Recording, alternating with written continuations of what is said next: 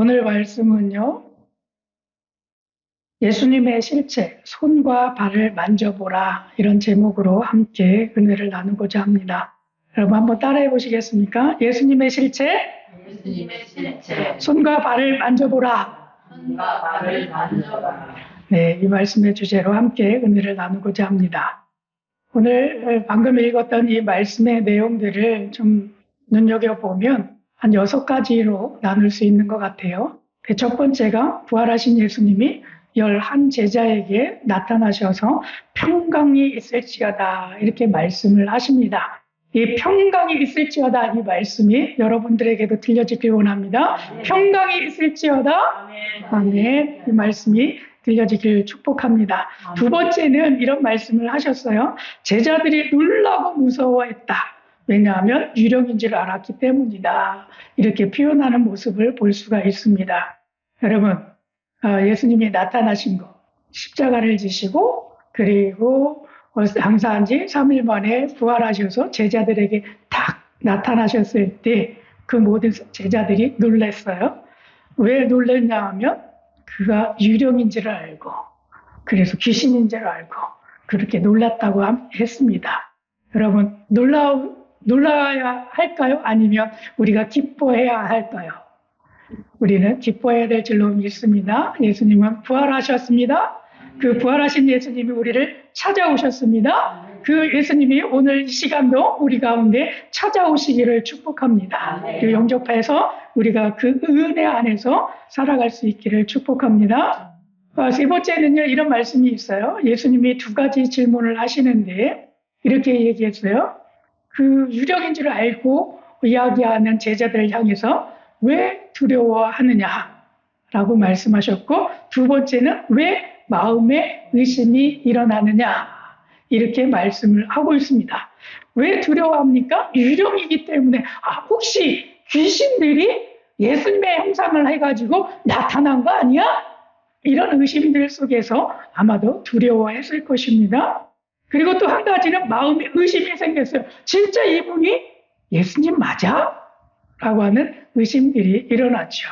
그래서 그 마음을 간파하시고 예수님께서 이 2 질문을 들려주시는 줄로 믿습니다. 여러분들에게 이 2 말씀이 정말 적용되십니까? 두려우십니까? 아니면 의심이 일어나십니까? 이 모든 거 떨쳐버리실 수 있는 이 시간이 되길 축복합니다. 그다음에 그리고 네 번째는 이렇게 말씀하셨어요. 그렇게 의심이 들어가고 두려워하는 그들에게 손과 발을 보이시면서 예수님인 줄 알아라. 그리고 특히 만져보아라. 또까지 말씀을 하고 계세요. 혹시 여러분들 예수님 만져보셨습니까? 예수님 만져보셨어요? 2000년 전에 십자가를 지고 돌아가셨기 때문에, 그리고 2000년 전에 제자들 가운데 나타나셨는데 그분이 만져보라라고 하셨기 때문에, 여러분 2000년 전 사건이라 우리가 만져본다라고 하는 것 굉장히 어려울 수 있습니다. 그런데 오늘 준비한 말씀이 예수님을 어떻게 하라고요? 만져보라라고 하는 말씀 속에서 손과 발을 만져보는 놀라운 역사가 이 시간에 있기를 축복합니다. 그래서 2000년 전의 사건뿐만이 아니라 오늘 이 시간에도 임하시고 우리 가운데 다가오시는 그 예수님을 경험할 수 있는 그런 시간 되기를 축복합니다. 5번째 이렇게 얘기했어요. 제자들이 반응이 놀랍게 여겼더라. 왜? 예수님의 손과 발을 보시면서 내가 이렇게 지금 너희들 앞에 있어 라고 보여주시잖아요. 그러면서 이렇게 이야기를 하시는 모습들을 볼 수가 있지요. 영은 손과 발에 뼈가 없지만 그러나 예수님은 어떻다? 뼈가 다 있다. 손과 발도 있다. 이렇게 말씀을 하고 계세요. 그러므로 말미암아서 그 놀라운 반응 속에서 어떻게 된 일이야? 이 놀라움을 오늘 이 시간에 우리가 주의 말씀을 따라가면서 우리가 경험할 수 있는 시간이 되기를 축복합니다. 저는 이 말씀을 묵상했어요. 그래서 이 말씀을 어떻게 묵상을 했느냐 하면 저에게 주시는 저의 말씀으로 받고 저에게 주신 말씀을 계속 묵상하면서 이 말씀을 깨닫게 되었던 그 은혜가 있습니다. 그래서 그것을 나눠드리겠습니다. 38절과 39절에서 우리가 읽었던 말씀에서 이렇게 이야기했어요. 예수께서 이르시되 어찌하여 두려워하며 어찌하여 마음에 의심이 일어나느냐? 내 손과 발을 보고 나인 줄 알라? 또 나를 만져보라? 영은 살과 뼈가 없으되 너희 보는 바와 같이 나는 있느니라. 이 말씀이 읽는데 제 마음속에 딱 다가왔어요. 그래서 이 읽으면서 나의 마음속에 다가온 이 말씀을 나에게 주셨기 때문에 제가 그래서 다시 한번 나에게 주신 말씀으로 재해석을 했습니다. 그래서 이렇게 저는 해석을 했어요. 예수님이 나에게 말씀하셨습니다. 왜 두려워하느냐? 왜 마음에 의심하느냐? 예수님은 십자가에 못 박혔던 자신의 손과 발을 보여주셨습니다. 그리고 만져보라고까지 말씀하셨습니다. 그리고 영은 살과 뼈가 없지만 나는 있다라고 가르쳐 주셨습니다. 그래서 이 말씀 속에 영은 살과 뼈가 없지만 나는 있다라고 가르쳐 주셨는데 이 말씀이 확 와 닿았어요. 경험이 있으십니까? 예수님께서 나에게 손과 발을 딱 보이시면서 내가 너를 이 세상의 죄로부터 구원한 예수 그리스도야 라고 했을 때 그렇게 다가오시면서 딱 손과 발을 내미시는 예수님 경험하신 적 있습니까? 아니 12제자 중에 한 명 유다는 그때 당시에 죽었고 그리고 11명의 제자 앞에서 나타나셨어요. 그런데 그 중에서도 한 명이 들참석했죠. 도마라고 하는 제자가 들참석했어요. 그래서 엄밀하게 이야기하면 10명의 제자들이 예수님이 나타나셨을 때에 그를 가운데서 경험을 하는 거죠. 예수님이 참되게 부활하셨구나. 그런 모습을 경험을 하게 됩니다. 근데 이게 2000년 전에 일어난 일이잖아요. 2000년 전에 일어난 일이잖아요. 그래서 이것을 읽는 우리들은 지금 현 시대에 살고 있는 우리들은 경험하지 못했어요. 그렇기 때문에 이것이 정말일까? 사실일까? 그래서 내 마음속에서도 성경에 기록되어 있는 말씀이기는 하지만 나에게 다가오는 말씀으로 받아들여지지 않는 거예요. 그래서 계속 의심이 남아있는 거죠. 아, 정말 예수님이 부활하신 게 맞나? 라고 하는 생각이 많이 들어요. 그래서 오늘 이 시간에 예수님은 그러한 여러분들에게 5가지를 통해서 예수님을 만져보라라고 말씀하시는 음성을 여러분 듣길 바랍니다. 그 첫 번째가요, 뭐냐면요. 예수님은 5가지에 대해서 말씀을 하시는데 그 5가지가 뭐냐 하면 꿈과 환상과 계시와 로고스, 말씀과 성령님의 임하심이에요. 그래서 이 5가지를 통해서 만져보라라고 말씀하시는데 무엇을 만져야 되느냐? 어떤 예수님을 만져야 되느냐? 이것이 우리들의 관건이잖아요. 만지긴 만져요. 그런데 무엇을 만져야 하느냐? 이렇게 됐을 때 우리가 만져야 할 것은 예수님의 실체라고 하는 것을 만져야 된다는 거예요. 이 실체가 뭐냐면요. 사물의 본체를 일컬어 이야기할 때 실체라고 하는 표현을 써요. 근데 그러면 사물의 본체는 뭘까요? 사물의 본체. 본래의 그 모습이라는 얘기예요. 원래부터 있었던 그 모습. 예수님이 태어날 때 어떻게 태어나셨습니까? 성령으로 말미암아서 잉태되어져 가지고 동정녀 마리아에게서 태어나셨죠. 그것은 육신을 입고 이 땅에 태어나신 거예요. 근데 그 본체는 무엇입니까? 하늘나라에 있었을 때 성령으로 잉태되기 이전에 그 모습이에요. 그것을 본체 이렇게 이야기할 수 있는 겁니다. 그래서 그 본체에 대해서 말씀을 우리가 좀 눈여겨볼 필요가 있습니다. 이 본체를 이야기할 때 예수님과 죽은 나사로를 예수님이 살리셨는데 그 나사로가 죽었다 살아났던 그 모습과는 확연하게 다른 모습이라는 거예요. 어떻게 다르냐 하면 예수님의 경우에는 살과 뼈가 있어요. 그리고 못자국도 있어요. 옆구리에 창자국도 있어요. 그리고 도마에게는 이렇게까지 얘기했어요. 나를 만져봐라. 라고까지 말씀하시면서 내밀어요.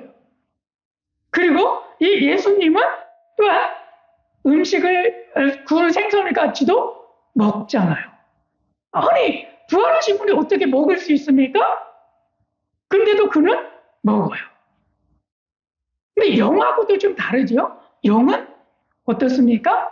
영은 먹을 수 있나요? 없나요? 영은 먹지 않죠? 영이 먹을 수 있다라고 한다면 저기 안에 있는 사과 다 없어졌을 거예요.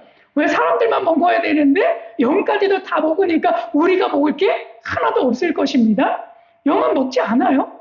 그럼에도 불구하고 예수님은 부활하셨는데 음식을 드신다는 거예요. 근데 보세요. 나사로가 예수님이 살리셨어요. 근데 이 나사로는 이미 죽은 지 며칠이나 되었느냐 하면 4일이나 되었다라고 말씀하세요. 그리고 성경은 뭐라고 얘기합니까? 벌써 냄새가 나고 있다. 벌써 지금 다 뭉그러지고 지금 썩어져 가는 그런 모습이에요. 그런데 예수님이 그 나사로에게 명령하죠.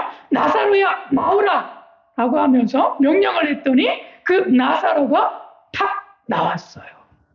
그랬더니 그 모습이 어떤 모습이었냐 하면 그 배로 이렇게 다 묶어놓은 그런 모습이었잖아요. 그래서 그 모습을 바라보고 예수님이 그 모든 것들을 풀어놓아라. 그랬더니 그가 다 풀어놓았을 때 그가 살아있는 사람으로 죽었던 자가 다시 살아난 사건으로 기록을 하고 있습니다. 훌륭하죠? 근데 이 나사로 생각해 보십시오. 그럼에도 불구하고 예수님하고 같은 모습이냐라고 했을 때 이 모습은 같은 모습이 아니라는 거예요. 왜 같은 모습이 아닐까요? 이 죽은 나사로는요, 죽었을 때나 살아서 예수님이 살려주셨을 때나 그 육신의 몸은 동일해요. 그렇기 때문에 그의 몸은요, 예수님과 다르다는 거예요. 근데 예수님을 생각해 보면 예수님은 부활하셨을 때에 승천하실 수 있는 그 몸이 되었고, 그래서 승천을 하시죠. 근데 이 나사로는 승천하는 그 몸을 입은 것이 아니라 그냥 우리들의 몸에 그대로 있었기 때문에 승천을 하지는 않아요. 그래서 우리들과 동일하게 죽었다가 다시 살아나서 다시 그의 삶을 살아가고 있죠. 그래서 확연하게 모습이 달라요. 근데 창세기 18장에 가니까 예수님의 실체, 예수님의 본체, 본 모습을 우리가 볼 수 있는 하나의 힌트를 주고 있는데요. 창세기 18장에서 무엇이라고 말씀을 하고 있느냐 하면 아브라함이 3명이 나타났는데 그 3명을 부지중에 대접을 해요. 근데 성경은 뭐라고 그때 기록을 하고 있느냐 하면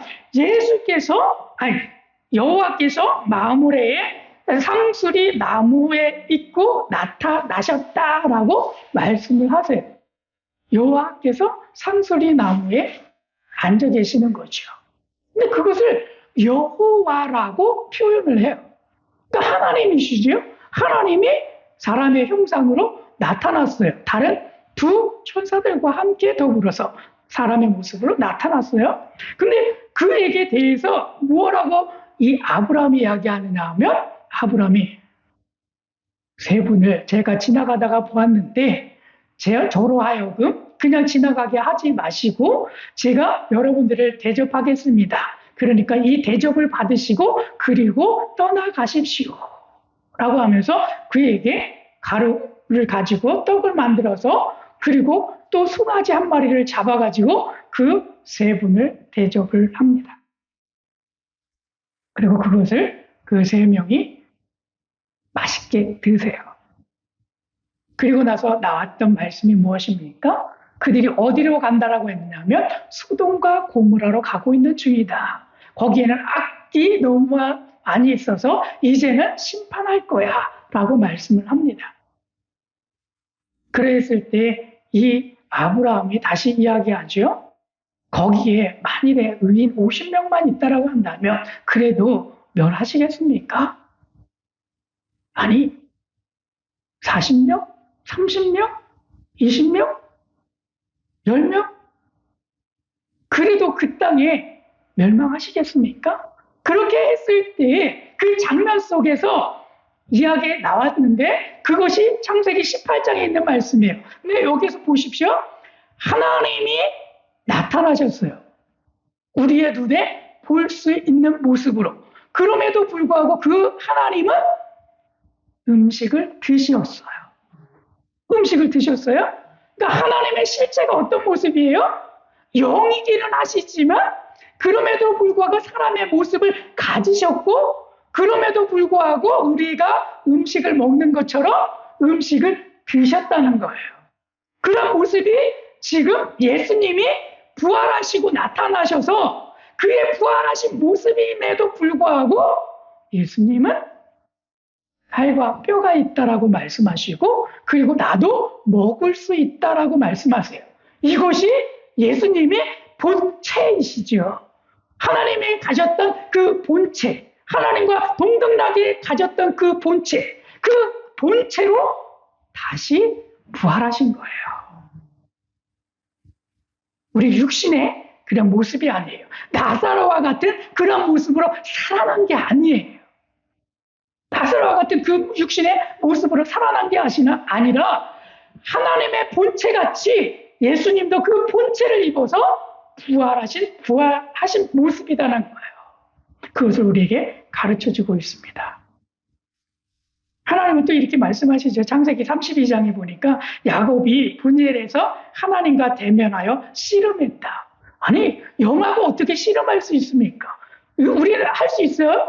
영하고? 영하고 안 돼요. 할 수가 없어요. 씨름 자체 잡을 수조차 없어요. 잡을 수조차 없어요. 그럼에도 불구하고 창세기 32장에서도 야곱이 어떻게 했습니까? 바로 분열해서 하나님과 대면해서 내가 겨루어 이겼다. 이렇게 표현을 성경에서 하고 있지 않습니까? 그것은 사람의 모습처럼 그 모습의 실제, 본체가 되어진 그 모습 속에서 나타나신 하나님과 더불어서 이러한 일들을 행했다. 그런 것들처럼 예수님의 그 모습이 하나님과 동일하게 그 모습의 본체로서 이 땅에 부활하신 모습으로 나타나셨다는 거예요. 그래서 아브라함이 하나님을 만난 것 같이 이 야곱이 하나님을 만난 것 같이 오늘날에 우리 크리스찬들도 예수님의 본체를요 만날 수 있다는 거예요. 느껴져야 한다는 거예요. 그렇지 않습니까? 왜? 이들이 만났잖아요. 근데 그러면 영 되셨기 때문에 여러분 그렇기 때문에 우리는 영적으로 만날 수 있죠. 그래서 어떤 모습으로 만날 수 있습니까? 꿈을 통해서. 꿈을 통해서 만날 수 있고요. 그리고 환상을 통해서 만날 수 있습니다. 그리고 계시를 통해서 만날 수 있습니다. 그리고 말씀, 로고스, 성경에 있는 말씀을 통해서 우리가 그 예수님을 만날 수가 있어요. 그리고 또 한 가지 성령님의 임재하심을 통해서 만날 수가 있습니다. 얼마 전에요. 제 아내가 문자 메시지를 하나 받았는데 우리가 말레이시아에서 살 때 같이 교제를 하고 있었던 그러한 분입니다. 이분들도 선교사예요. 근데 그 큰 아들이 이런 고백을 엄마에게 했답니다. 나는 크리스찬이었던 적이 없어요. 이 고백을 했대요. 엄마한테. 이 자녀는 무슨 자녀입니까? 선교사의 자녀예요? 목회자의 자녀예요? 그럼에도 불구하고 나이가 22살 정도가 되었는데 그럼에도 불구하고 나는 크리스찬이었던 적이 없다라고 엄마에게 고백을 했어요. 그래서 그 엄마가 제 아내에게 메시지를 보내서 이런 아들입니다. 좀 기도 좀 해주세요. 중보기도 좀 해주세요. 그러면서 기도의 요청을 해왔습니다. 왜 이런 고백을 할까요? 날 때부터 모태신앙이면서도 선교사의 자녀로서 목사님의 자녀로서 계속해서 자라왔고 학교도 국제학교인데 여기가 선교사 자녀학교처럼 운영돼가지고 매주일 여러분 체프를 드려요. 예배를 드려요. 그리고 어떤 한 주간에는 우리가 부흥회하듯이 한 주간 내내 부흥회까지 해요. 그럼에도 불구하고 이 청년은 엄마, 나는 크리스찬이었던 적이 없어요. 이 고백을 했다는 거예요. 왜 이렇게 변했을까요? 왜 이렇게 되었을까요? 21년, 22년을 살아오는 동안 예수님에게 대한 그 경험들이 하나도 없었을까요? 아니요, 있었어요. 그럼에도 불구하고 그것을 다 잃어버렸죠. 그리고 급기야 이 청년이요, 우울증까지 걸렸어요. 그리고 나 죽을 거야. 나 죽을 거야. 그런 상황과 지경까지 이르렀습니다. 왜 이렇게 되어버렸을까요? 왜 이렇게 되었을까요? 제가 생각해 볼 때 이 청년이요, 예수님께서 나와 늘 함께 계시다라고 하는 것을 느끼게 됐을 때, 느끼게 되었다라고 한다면 이렇게 고백하지는 않았을 거예요. 그런데도 불구하고 그의 고백 속에서는 없는 거죠. 없는 거죠. 오늘날의 우리의 신앙도 마치 이와 같을 수 있습니다. 2000년 전에 나타났던 그 사건이야. 그러니까 나와 지금 경험할 수 없기 때문에 내가 라고 하는 생각을 할 수 있습니다. 그러나 분명하게 우리에게 말씀을 하고 있다는 거예요. 그래서 예수님의 실체를 이 시간에 경험할 수 있기를 축복합니다. 무엇을 통해서요? 꿈을 통해서 우리는 예수님의 실체를 경험할 수 있습니다. 솔로몬이요, 꿈을 꿨어요. 1,000번제를 드릴 때에 그가 꿈을 꿨어요. 그 꿈 속에서 하나님이 나타나셔가지고 내가 무엇을 원하느냐라고 했을 때 저는 지혜를 원합니다. 라고 했더니 그 지혜가 나타났는데 내가 너에게 지혜도 주고 그리고 네가 구하지 아니한 모든 부를 다 주길 거야. 그렇게 하면서 꿈에서 딱 깼는데 그것이 깨놓고 보니까 꿈이더라라고 하는 거예요. 꿈이에요. 그냥 꿈이에요. 우리가 알 수 있는 그냥 잠자다가 꾸는 그 꿈이에요. 그런데 이 꿈이 현실됐어요. 그 꿈이 실체가 됐어요. 그것은 바로 무엇입니까? 꿈인 줄만 알았는데 그가 어느덧 심판대에 앉아섰고 두 여인이 나왔어요. 그리고 한 아이를 놓고 막 싸워요. 이 아이가 내 아이다. 이 아이가 내 아이다. 라고 막 싸워요. 그렇게 했을 때 이 지혜가 발휘가 되지요. 이 아이를 둘로 쪼개서 둘이 나눠 가지게 해라. 라고 이야기하죠. 이게 무슨 얘기야? 왜 이렇게 황당해? 이 아이를 죽이라는 얘기야? 지혜가 아닌 것처럼 느껴졌어요? 그런데 그 다음에가 놀랍지 않습니까? 네. 이 아이 쪼개지 마시고요. 저 여인에게 주세요. 죽는 것보다 저 여인이 갖는 게 더 나아요. 그렇게 양보했을 때 이 솔로몬 왕이 이야기하죠. 판명하죠. 저 양보한 저 여인이 진짜 저 아이의 어머니다. 놀랍지 않습니까? 놀랍지 않습니까? 어떻게 부모가 아이가 죽는 것을 바라보겠느냐.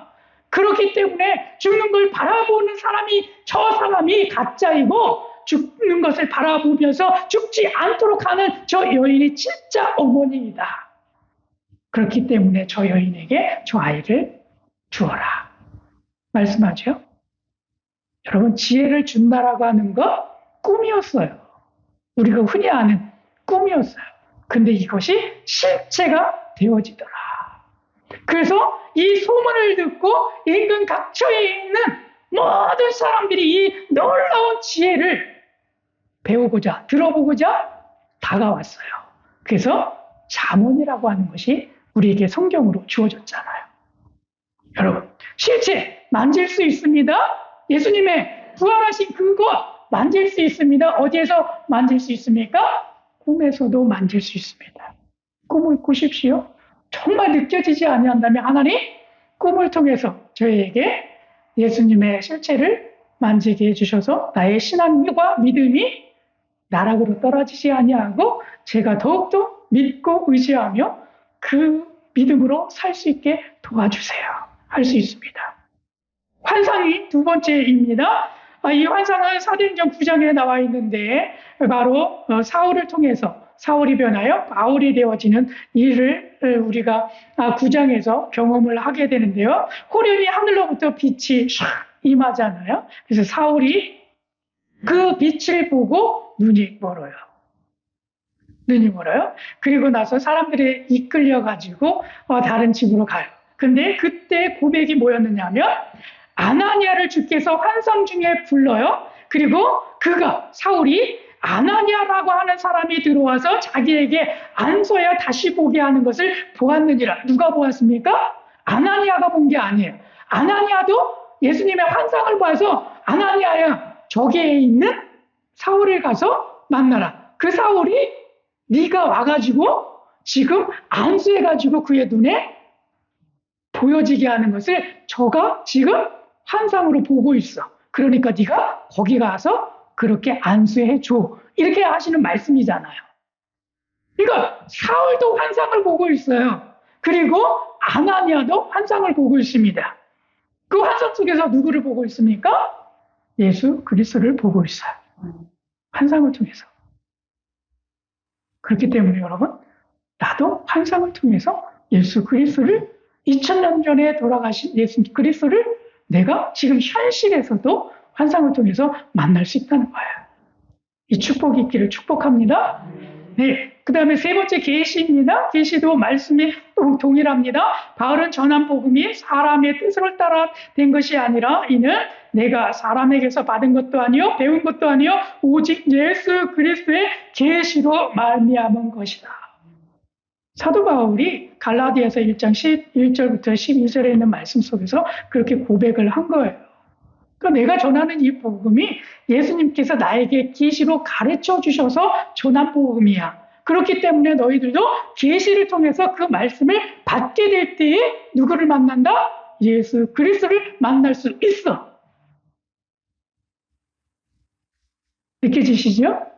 느껴지시죠? 그래서 계시를 통해서도 만날 수 있습니다. 그리고 네 번째입니다. 요한복음 1장 1절과 14절에서도 이렇게 이야기합니다.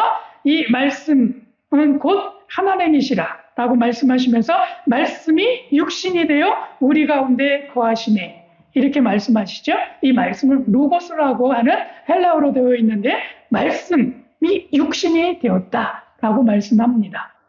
여러분, 말씀과 육신은 다른 거예요. 그럼에도 불구하고 말씀이 육신으로 이렇게 바뀌어진다는 거예요. 무엇을 두고 이야기하십니까? 성경에 있는 말씀이 그냥 기록된 말씀이긴 해요. 근데 그 기록된 말씀이 하나님의 은혜가 우리 가운데 부어지게 될 때 이 말씀이 살아있는 나에게 주시는 말씀으로 확 다가온다는 거예요. 그렇게 됐을 때 이 말씀으로 말미암아서 예수님이 살아계시구나, 부활하셨구나, 그 믿음이 생긴다는 거예요. 이 은혜를 누리시길 바랍니다. 모든 사람들이 이것을 증언을 하고 있지요. 고린도전서 15장 3절부터 8절에 있는 말씀에 보면 사도 바울은 이렇게 이야기를 하고 있어요. 성경대로 그리스도께서 우리 죄를 위하여 죽으시고 장사 지낸 바 되었다가 성경대로 사흘 만에 다시 살아나사 게바에게 보이시고 후에 12 제자에게와 그 후에 500여 형제에게 일시에 보이셨나니 그 중에 지금까지 대다수는 살아있고 어떤 사람은 잠들었으며 그 후에 야고보에게 보이셨으며 그 후에 모든 사도에게와 맨 나중에 만삭되지 못한 자 같은 내게 바울에게도 보이셨느니라 이 고백을 하고 있다는 겁니다. 이것을 통해서 여러분 내게도 보이셨느니라 이 말씀이 우리 가운데 임하기를 축복합니다. 이 고백이 이루어지기를 축복합니다. 예수님 부활하셨습니까? 부활 안 하셨습니까? 예수님 부활하셨습니까? 네, 아멘. 믿어지십니까? 말씀이 우리에게 기록하고 있습니다. 그것이 우리에게 확증적으로 우리의 마음속에서 일어나고 있다는 거예요. 이것을 누리시길 바랍니다. 5번째인데요. 예수님의 실제는 어떻게 만질 수 있냐면 성령의 임하심을 통해서 만질 수 있습니다. 특별히 계시록 4장 2절부터 3절에 있는 말씀인데 내가 곧 성령에 감동되었더니 보라 하늘에 보좌를 베풀었고 그 보좌 위에 앉으신 이가 있는데 여러분 성령에 의해서 감동되어 갖고 하늘로 올라갔어요. 그랬더니 거기 안에 누가 계셨냐면 보좌에 앉으신 이가 있었다라고 말씀합니다. 보좌에 앉으신 이 예수 그리스도께서 보좌에 앉아 계셨어요. 그것을 성령을 통해서 지금 보고 있습니다. 이 은혜가 우리 신랑께 모든 성도님들에게도 있기를 축복합니다. 이것이 느껴지지 않는다면 이것을 통해서 이 말씀을 통해서라도 여러분 느껴지시길 바랍니다. 로마서와 8장 15절과 갈라디아서 4장 6절에서 양자형을 받았으므로 우리가 아빠, 아버지라고 부른 짓느니라. 그리고 아들의 영을 우리 마음 가운데 보내사 아빠, 아버지라고 부르게 하셨느니라. 우리가 하나님을 아버지라고 부르고 있다라고 한다면 우리는 우리 안에 이미 성령님이 임하여 계신 줄로 믿습니다. 그래서 그 고백으로 말미암아서 우리는 하늘에 계신 그 보좌에 앉아 계신 그 예수님을 우리는 만날 수 있습니다. 볼 수 있습니다. 이것이 우리의 경험 가운데 나타나기를 축복합니다. 그래서 이 말씀 통해서 저는 이렇게 얘기했어요. 예수님의 부활 사건을 꿈, 환상, 계시, 말씀, 성령의 임하심 등 확실하게 체험한 것이 있다면 나누어주세요. 이것이 가장 중요한 것은 아까 말씀드렸던 어떤 청년이 이런 것들을 느끼지 못하고 자꾸 마귀에게 속아가지고 우울증 걸려서 그렇게 고백하고 그리고 예수님을 자꾸 떠나게 되어지는 그런 모습으로 나가고 있습니다. 그랬을 때 예수님의 부활의 사건이 지금 또 일어나고 있는데 실질의 사건이다라고 하는 것을 내가 느끼게 될 때에 그 굴레 속에서 벗어날 줄로 믿습니다. 그 속임수에서 벗어날 줄로 믿습니다. 그래서 우리의 신앙과 믿음이 더 굳건해질 줄로 믿습니다. 그래서 우리 가운데 이 말씀의 고백이 일어날 것입니다. 요한복음 11장 25절에서 26절에 있는 말씀처럼 예수께서 이르시되 나는 부활이요 생명이니 나를 믿는 자는 죽어도 살겠고 무릇 살아서 나를 믿는 자는 영원히 죽지 아니하리니 이것을 내가 믿느냐 할 때에 뭐라고 답할 수 있습니까? 아멘이라고 답할 줄로 믿습니다. 아멘. 제가 그저께 우리 필그림 하우스에서 하룻밤 잤잖아요. 그래서 필그림 하우스에서 하룻밤 잘 때 10시 정도에 잠이 들었어요. 그래서 새벽에 2시에 잠이 깼어요. 그래서 왜 깼냐면 코가 너무 막혀갖고 잠자다가 헉 해갖고 깼어요. 근데 잠자 깨갖고 막 있는데 이 왼쪽 코만, 오른쪽 코는 아니고 왼쪽 코만 너무 막혀 있는데 이 너무 막힌 것이 있어가지고 막 이게 탁 막혀 있으면 막 이렇게 통증 같은 게 있잖아요. 여기 안에. 그래서 그것 때문에 제가 잠에서 깼어요. 2시에. 그래가지고 제 경험상 이것을 왼쪽이니까 오른쪽으로 이렇게 해서 몰어 누워서 자면 여기가 조금만 있으면 다시 뻥 뚫리잖아요. 그래서 그렇게 해봤어요. 이렇게. 그런데도 불구하고 이 왼쪽 코가 안 뚫리는 거예요. 그래서 일어나서 앉았어요. 그래가지고 이게 자꾸 뚫리기 위해서 이렇게 일어나서 한참을 앉아 있었어요. 그런데도 불구하고 안 뚫리더라고요. 그래서 뚫리라고 강압적으로 제가 오른쪽 코를 손으로 딱 막고 그리고 휠 하듯이 그렇게 한번 또 눌렀어요. 그랬더니 코에서 그 막혔던 것들이 바람을 세게 부니까 조금 뚫리더라고요. 그런데 여전히 바람을 불지 아니하면 이 코가 막혀가지고 뚫리지 않더라고요. 그래서 너무나 답답했어요. 너무나 답답했어요. 그래서 나보고 기도하라고 하시나 보다. 그리고 제가 그 시간에 그렇게 다 한 다음에 아내는 열심히 코 골면서 잤지만 제가 기도를 했어요. 조용하게. 예수 그리스도의 이름으로 내가 왼쪽 코에 명하노니 뚫릴지어다.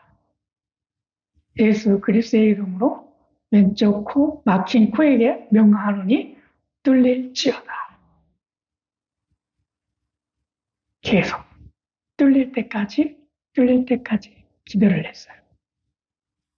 그리고 그 기도를 하는 것 가운데 이런 마음이 제 마음속에 들더라고요. 코는 아직 뚫리지는 않았는데 그런 마음이 들더라고요. 코가 막혔다라고 하는 것은 내 생명이 지금 죽었다라고 하는 이야기하고 동일하다라고 하는 생각이 들더라고요. 그래서 왼쪽 코가 지금 죽어버렸어요. 제 왼쪽 코가 죽었어요. 물론 오른쪽 코까지 막혔으면 제가 완전히 죽었겠죠. 그런데 왼쪽 코만 막히고 오른쪽 코는 뻥 뚫어져 있어서 왼쪽 코가 너무나 답답해서 제가 들리게 되어지는 내면의 음성은 그거였어요. 내 코가 숨을 쉬고 있지 않아. 그래서 너는 지금 죽은 거야. 근데 예수님도 십자가상에서 돌아가셨고 그리고 장사 지낸 후 3일 후에 부활하셨습니다. 그런 것처럼 네가 경험할 수 없는 그 경험을 지금 하는 거야. 어떤 경험이냐면 죽었다가 이제 다시 살아나는 경험. 그래서 내가 너에게 코를 막히게 해서 이 밤에 이 새벽에 2시에 깨워서 너를 기도하게 만들었어. 그래서 그를 깨닫고 눈물을 쭉 흘리면서 하나님 감사합니다. 나를 이 경험시켜 주시려고 이 새벽에 나의 코를 막히게 하시고 깨어나게 하시고 그 기도하게 하시는 것 가운데 저를 깨닫게 해주셨습니다. 너무나 감사드립니다. 예수님께서 부활하셨습니다. 그 부활이 저에게 생명으로 다가올 것입니다. 그 생명은 제가 코가 뚫려져서 생기가 그 코에 불어넣으시니 생명이 되었다라고 말씀하신 것 같이 네가 다시 살아나는 거야. 예수님이 부활하심으로 너도 살아나는 거야. 너도 살아나는 거야. 그 말씀을 깨달아지기 시작을 했어요. 그래서 그것으로 하나님 앞에서 제가 고백을 했어요. 하나님 살려주셔서 감사해요. 예수님의 부활하신 것을 통해서 나의 모든 죄를 다 씻어주시고 나를 그곳 가운데서 다시 생명으로 살아나게 해주셔서 감사해요. 그 고백을 올려드렸을 때 왼쪽 코가 펑 뚫렸어요. 왼쪽 코가 펑 뚫렸어요. 그래서 너무나 신기하고 감사하게 하나님 앞에 그 감사를 하나님 앞에 올려드렸습니다. 남들이 누가 뭐라고 할지 모르겠어요. 이것이 무슨 은혜냐라고 할지 모르겠어요. 그러나 나는 그 시간에 하나님을 묵상했어요. 왜 묵상했습니까? 지난주에 약속했잖아요. 이 말씀을 나에게 주신 말씀으로 받고 우리가 이 말씀을 묵상하자. 그리고 그 묵상하는 것 가운데 이것을 저를 하여금 깨닫게 해주시는 그 은혜를 그 새벽에 제가 느꼈습니다. 그런 것들처럼 우리 사랑하는 신랑교회 모든 성도 여러분, 여러분들에게 이 은혜와 축복이 함께 하시기를 축복합니다. 아멘. 축복합니다. 아멘. 예수님께서 살아나셨습니다. 믿음의 확증을 가지시고 신앙생활 하시기를 축복합니다. 그리고 날마다 행복해지는 우리 신랑께 모든 성도님 되시기를 축복합니다. 아멘. 아멘.